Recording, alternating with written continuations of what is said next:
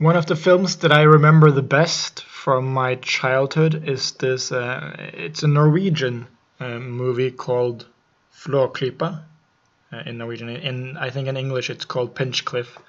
Um, for a long time, I didn't even realize that this was like a Norwegian film. I kind of thought that the Norwegian version was just like an adaptation of some, some Roald Dahl thing or something like that. But it apparently it's a Norwegian movie. Most people outside of Norway probably haven't heard of it, but it was really successful in Norway. It has this sort of like stop motion animation to it. If you don't know what it is, I'll show you a scene from the movie, so I guess you'll find out what it is. But the thing about Pinchcliffe is it's a really good story. It's a children's story. It's very charming in a lot of ways, but it always felt very empty. It always felt very eerie to me, the world that they present in Pinchcliffe. There was always this quality of everything that we are seeing, we are being deliberately shown, and there's nothing going on before the scene starts, there's nothing going on after the scene starts, and there's nothing going on anywhere else in the world. They will try to do this thing where like they have a wide shot or whatever, and then you can see like cars and stuff driving around in the background, but it always felt very unreal. It feels like a guided tour throughout North Korea, sort of. You're just following this propagandist that is showing you all the best parts of what's around, but everything is held up by cardboard on the a wall could fall over and reveal that it's just a display. There's nothing there. You might go up and try to eat one of the fruits and find out that it's made of plastic, sort of. That's how the show felt. In a way, that's not bad when it comes to Pinchcliffe, because it's almost the charm of the like childish animation sort of thing, but it does illustrate a problem which you don't want to have with any other type of story. It's sort of very unique how Pinchcliffe sort of gets away with it, but I don't think anyone else really can or should want to get away with it. And this sort of introduces the entire problem of how do you build a world. A lot of times when we talk about world building, we talk about the world as a character. You talk about it, how can you make the world interesting? There's all these details about the world, its history, its past, its future, blah, blah, blah. All of those things are interesting, but I don't think they're actually the main problem of world building. You still have world building even in stories that are about real life or about worlds that are not super interesting. World building shouldn't mean let's make an ancient civilization or something like that. It mainly should mean how can we make a world that feels like it's alive. That's what we want. That's what world building should firstly focus on, making a world that's alive. And whether that world is set in some science fiction fantasy universe or in a historical setting or whatever, that priority doesn't go away. That is the main universal crux of world building, which applies to every world and not just science fiction or fantasy, sort of. And that's what I wanted to talk about. I'll show you this scene from Pinchcliffe, this opening scene, and I'm hoping that you can sort of just feel what it makes you, how do you feel when you watch this? Off a little to the east, and the merest tilt upwards, lies Pinchcliffe, a little hill village perched under the azure sky with its own steam-driven cheese factory, a camping site, a local paper, and its own TV station. Open to all the winds that blow, a long, long way up, just where the sun rises above Lone Tree Hill, lives our cycle repairer, Theodore Rimspoke. is an independent sort of fellow, more of an inventor, you might say, than a businessman. He's made his name with a number of ingenious designs, such as the pedal-activated combined shaving and raspberry picking machine with a camshaft-operated turbo propeller. He uses a copying pencil, instant coffee powder, and his own patent telescopic ruler. Sonny Duckworth is the early bird personified. He's a born optimist and has indifferent moral. Lambert is a night owl with a decided touch of hay fever. He's a pessimist, you know, and slow of speech, but incorporated as a permanent Rimspoke resident.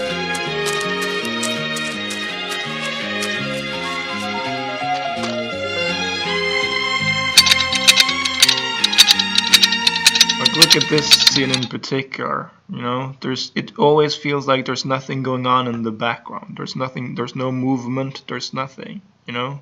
I feel like if I turned the corner here, I would find just a prop department or something, you know. And anyway, the point isn't Pinchcliffe, because Pinchcliffe is sort of in a different category of its own, you know. I think a lot of it just has to do with the style of the animation, and in a way it's almost charming the way that they've done it, you know. But more importantly is other shows and other series that are trying to be more true to life. And something that we often talk about, how in world building you sort of have to lay underneath, you know, all of your everything that's happening. There has to be like a background to it, you know. Everything exists in a world where there are multiple things going on at the same time, and if you don't have multiple things going on at the same time, if the only thread throughout the story is just you following along the character and the character's problems, but doesn't seem like anyone else has anything going on, you know, it will feel flat. It will feel like the world is empty and, you know, set up like this, you know, the set of a movie, right, or a theater or something, you know. Everything will feel flat.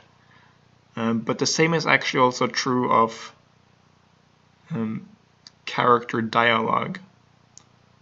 It's one of my pet peeves, actually, when we as the audience always understand what they're talking about, because it's always explained to us. In real life conversations people are going to have, you know, if two friends sit down and start talking, they're not going to start talking about something that anyone listening into would understand immediately. It's going to be referencing things that only they understand. And the trouble is that a lot of the times it feels like writers think that that's a problem. They think that, oh, if the audience is confused about what they're talking about, then it's a bad dialogue. But it isn't, you know.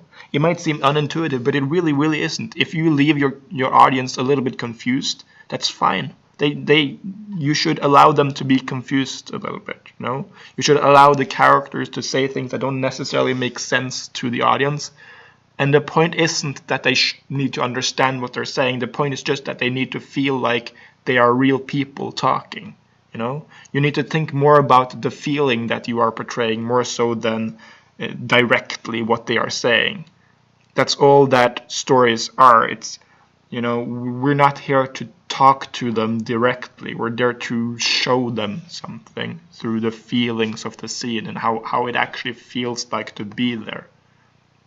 I think one really good example of this, there's actually a lot of good examples of this in a Norwegian TV show named Skam, which it went like crazy viral around the world for loads of reasons, but most of all because it's actually a really well written show. And one of the main things about it is it doesn't really have a very good premise. Like, the premises aren't that interesting. The premise literally is just, here's a bunch of teenage girls and the drama that they go through in life. You know, it's not like, oh, there's a time machine or someone found something, you know, really revolutionary, or this person is really smart, or, you know, has to deal with like really horrible shit, or there's nothing like that. It's just normal teenage girls and their drama. That's the premise.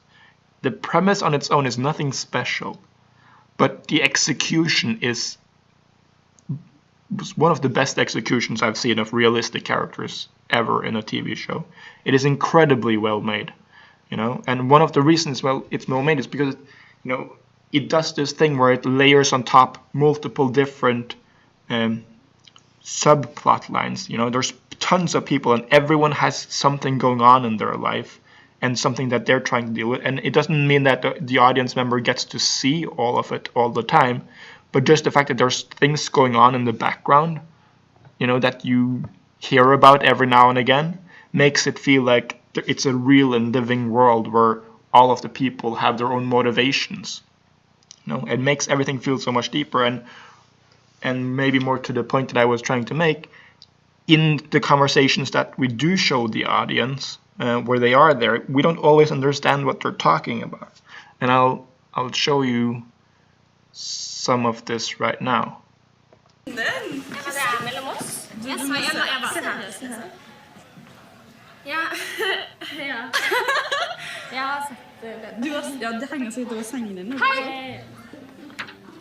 So that's really all I needed to show you, because now they're going to get into something that's more direct, you know. But just the fact that they started the scene like that. She said something like, "That's between us," you know. But we don't know what is it that it's between them, you know. An amateur writer might feel like, oh, I need to tell them what it is that's between them, you know. So she might say, oh yeah, that thing that happened to us last night with that guy when he kissed you, that is between us. Like, but why would anyone say it like that? No one would say it like that. You don't have to like rephrase what happened every time when you're talking to your friend, unless you are deliberately trying to explain it to someone else listening. You know, and that, you know, if you do that, it just feels fake. And the mistake that the writer makes is thinking that it is important that we know what is between them. It actually isn't. You know, it really, like, maybe a lot of people will be curious and be like, oh, I really, really want to know. But whether they know or not will not change whether or not the scene is a good scene. And even I would say that the fact that we don't know what's going on between them makes the scene better. You know, it only matters in that sense. You know, it definitely doesn't make it worse, because the fact that we don't know makes us feel like there are things that are going on between these two characters even when they aren't on screen. You know, if they always have to explain everything to each other as if it's the first time hearing it, every single time they're in a scene, it just makes it feel like nothing ever happens to these two people when they're outside of the scene, which makes it feel like, again, like a Hollywood, like, cowboy village where everything is made out of paper and plastic and there's nothing behind the scenes, you know? If you want to make it feel like this is a living, breathing world and that things actually go on in the background, you have to allow yourself to confuse the audience. It's okay that the audience doesn't always know what they're talking about. They shouldn't always know what they're talking about. This also goes to like implied statements. You know, here's a scene also from Marvelous Mrs. Maisel, which is another really masterpiece of great writing. It's not exactly in the same vein of like it feels like super realistic or anything like that. This is more in the vein of, oh, let's write a really, you know, better than life, you know, sort of, I don't know what the right terminology is, but it feels realistic. It feels very believable still, because those things are important and you shouldn't write unrealistic characters, right? But Mrs. Maisel, which is the main character, definitely feels like she is you know, a cut above the rest. She's not an average person, so to say, you know. And yeah, that's just the appeal of this series, but that's not really important, I guess. I just wanted to show you something in this scene. Look at the nose, it's elongating now. The nose is not the problem. The nose you can fix, but this gigantic forehead. Well, there's always I'm bangs. just afraid she's not a very pretty girl. Mama, she's a baby. I just want her to be happy. It's easier to be happy when you're pretty. You're right, bangs will help.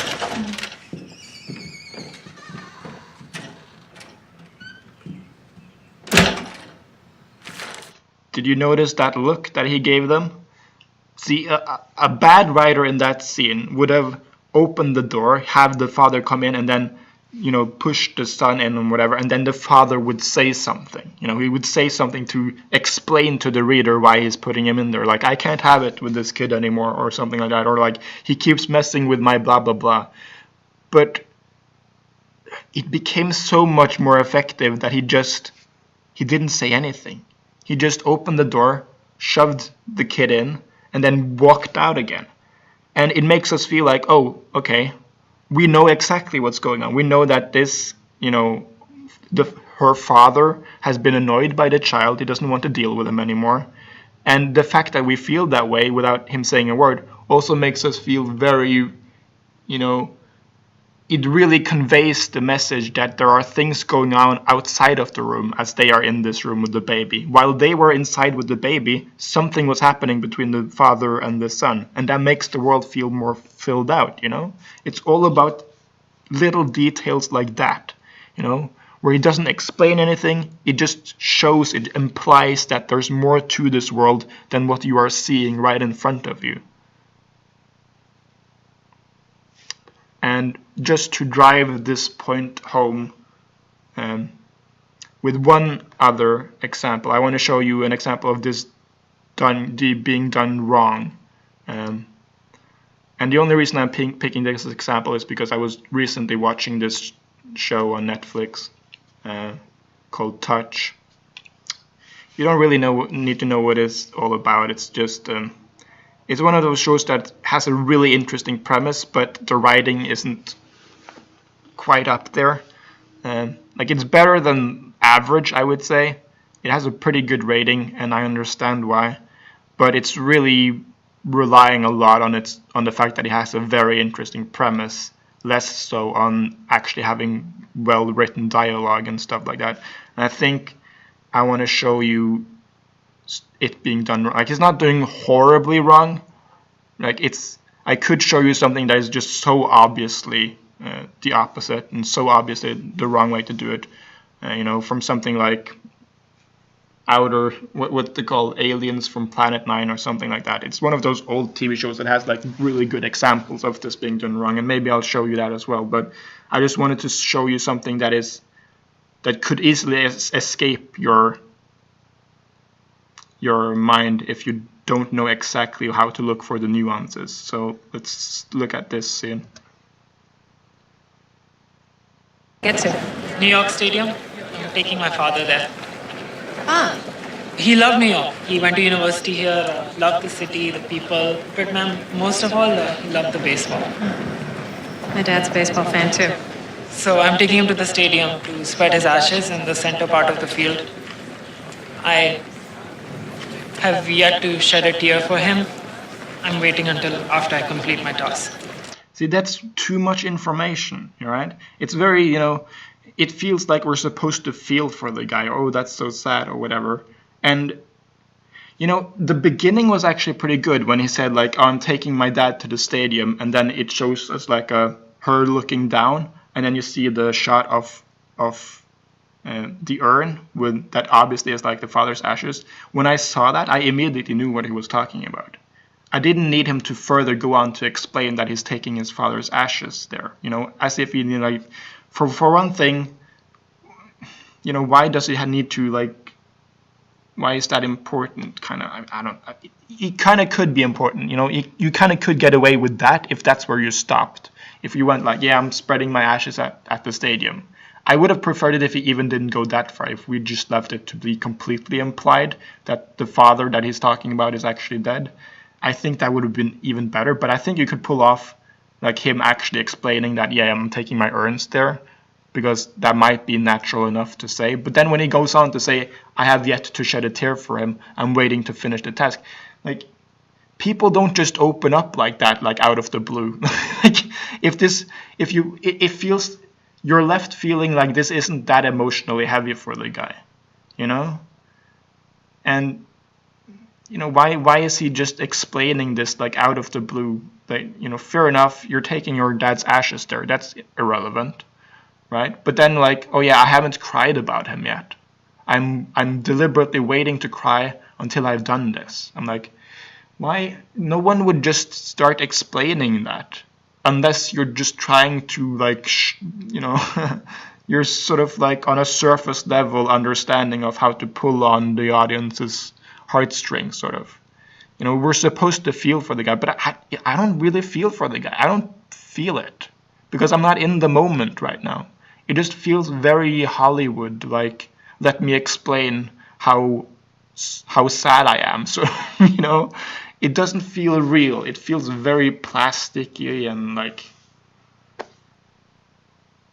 So I decided to look up some scenes from this movie called Plan 9 from Outer Space, which is a really, really old movie, but I think it goes to show, how wrong you can get when it's really obviously wrong. Because the last example I showed you, there might be people who disagree with me on it or whatever, this one I think less so. This one will illustrate even more clearly, sort of a caricature of how bad not implying things is. Did you hear anything? I thought I did. Don't like hearing noises, especially when you ain't supposed to be any. Yeah, sort of spooky like. Maybe we're getting old. Whatever it is, it's gone now. That's the best thing for us, too. Gone. Yeah, let's go. Notice how they have to explain everything to us. Like, there was nothing left up for just implied. There was like, oh, I heard something. Oh, that's spooky. Like, they have to even explain to us that it's spooky. Oh, but it's gone now.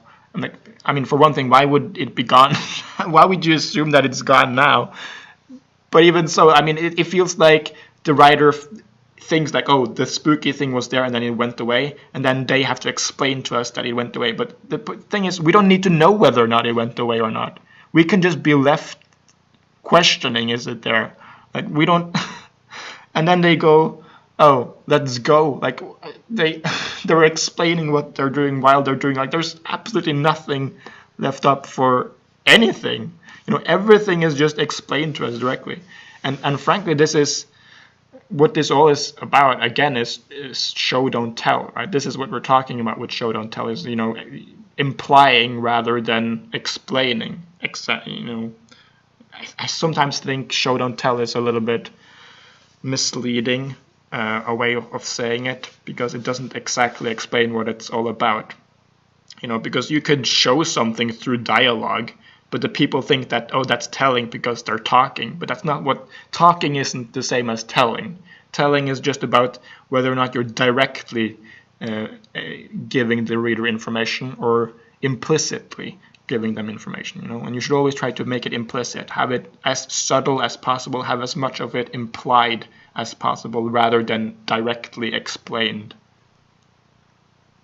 But yeah, now we're going a little bit on to another topic. I think I've explained enough what I meant, that in order for a world to feel real, there has to be things going on in the background, and even at the times when there are no characters there. And the way that you show that is by allowing yourself to confuse the reader a little bit. Have them talking about things that don't exactly make sense, have them interrupting each other and showing things that imply that there's things going on in other rooms of the house, at other places of the city, in other places of the country, and also that there are things that were happening before the scene started, or that there are things that are going to happen after the scene ends, and not have it feel like everything in this entire world is contained exactly inside this time and space of this scene, because that's how you make it feel like nothing is going on. Yeah, I think that's the best way I can explain it, so I'll just end it here before I continue trying to re-explain the same fucking thing. You're welcome. Nice talking to you.